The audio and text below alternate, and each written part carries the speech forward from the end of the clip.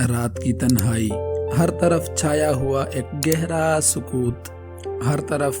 صرف خاموشی ہی خاموشی، اور اس گہری خاموشی میں ایک نورانی گھر، اور گھر کے اندر موجود تجلیوں سے بھرا ہوا ایک کونا، اور اس کونے میں چلنے والی ہلکی سی روشنی، اور اس روشنی میں کھڑا اللہ کا بندہ اپنے نوافل پڑھنے میں مشغول ہے، اور دنیا کی تمام تر پریشانیوں مصیبتوں سے بے خبر صرف اپنے رب کی طرف توجہ کیے ہوئے ہے۔ تو میرے پیارے ساتھیو،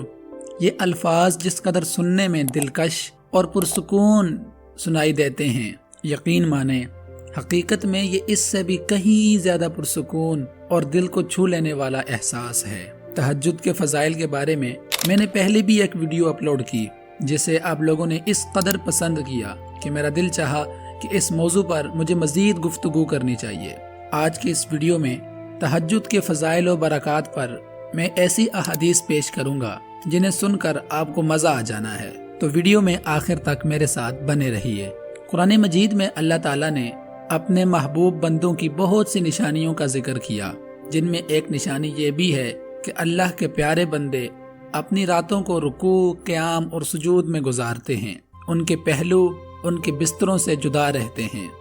یہ وہ لوگ ہوتے ہیں کہ جنہیں اللہ تعالیٰ اپنی رحمت سے چن لیتا ہے، اور پھر ان لوگوں کو اپنے سامنے کھڑے ہونے کی توفیق بخشتا ہے،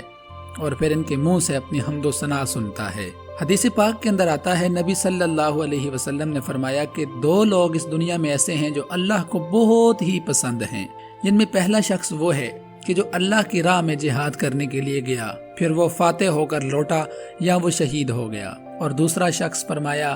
وہ ہے کہ جو راتوں کو اللہ کے سامنے اٹھ کر نماز پڑھتا ہے، جو اپنے بستر کو اور آرام گاہ کو نرم و ملائم اور پرسکون ہونے کے باوجود اللہ کی رضا کے لیے چھوڑ دیتا ہے، اور اس کے سامنے دنیا کا یہ آرام، دنیا کا یہ سکون بے وقت سا ہو کر رہ جاتا ہے، اور وہ بندہ جنت کی ان نعمتوں کے بارے میں سوچتا ہے جو اللہ تعالیٰ اسے دائمی طور پر عطا کرنے والا ہے۔ حدیث پاک کے اندر آتا ہے، حضرت جابر رضی اللہ عنہ کہتے ہیں کہ نبی صلی اللہ علیہ وسلم نے فرمایا، رات کے وقت ایک گھڑی ایسی ہے کہ اگر کوئی مسلمان اس گھڑی کو پا لے اور اس میں دنیا اور آخرت کی کوئی بھی بھلائی طلب کرے، اللہ تعالیٰ اسے عطا کر دیتا ہے، اور فرمایا کہ یہ گھڑی کسی ایک رات میں نہیں ہوتی بلکہ یہ ہر رات ہی اللہ عطا کرتا ہے۔ تو آج غافل مسلمان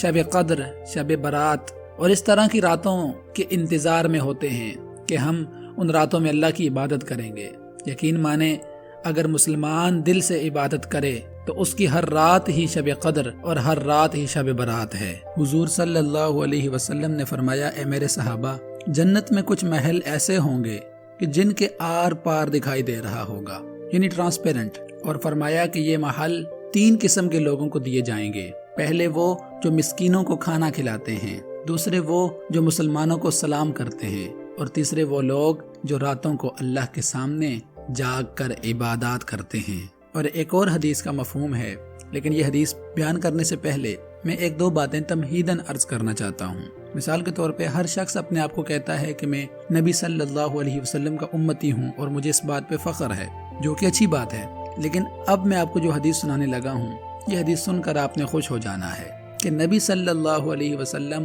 خود فرما رہے ہیں کہ میری امت کے بہترین لوگ کون ہیں، یا وہ کون سے لوگ ہیں کہ جو حقیقی معنوں میں ڈیزرو کرتے ہیں کہ وہ میری امت میں ہیں۔ فرمایا 2 قسم کے لوگ ہیں، نمبر 1 وہ جو قرآن کو پڑھ کر اس پر عمل کرنے والے ہوں، اور نمبر 2 وہ لوگ میری امت کے بہترین حامل ہیں کہ جو راتوں کو اللہ کے سامنے عبادات کرتے ہیں۔ دوستو، اس طرح کی بہت ساری حدیثیں ہیں جن پر گھنٹوں بات کی جا سکتی ہے، لیکن اگر عمل ہی نہ کیا جائے تو ان کا کوئی فائدہ نہیں۔ یقین مانیں اگر عمل کی نیت کر لی جائے تو اخلاص کا ایک جملہ ہی زندگی بدلنے کے لیے کافی ہے، لیکن اگر عمل کی نیت نہ ہو یا عمل کا عزم نہ ہو تو گھنٹوں کی تقریریں بھی بے وقت ثابت ہوتی ہیں۔ تو ہم میں سے ہر شخص کو یہ نیت کرنی چاہیے کہ ہم اللہ تعالیٰ کی توفیق سے تہجد کی عادت ڈالیں گے۔ یقین مانیں سردیوں کی یہ راتیں کسی نعمت سے کم نہیں ہیں، اور اس بات میں بھی کوئی شک نہیں ہے کہ راتوں کو اٹھنا، اپنے بستروں کو چھوڑنا،